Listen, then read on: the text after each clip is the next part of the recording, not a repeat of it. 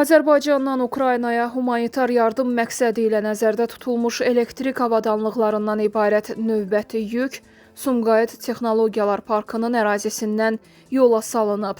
Yardımın göndərilməsi Prezident İlham Əliyevin 2026-cı il 16 yanvar tarixli sərəncamına əsasən Energetika Nazirliyi tərəfindən təmin edilib.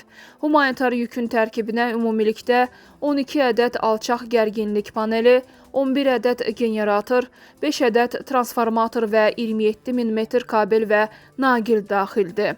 Ukrayna tərəfinin müraciəti əsasında təşkil edilən yardımın ümumi dəyəri 1 milyon ABŞ dollarıdır. Qeyd edək ki, Azərbaycan bundan əvvəl də Ukraynaya elektrik təchizatı ilə bağlı humanitar yardımlar göndərib.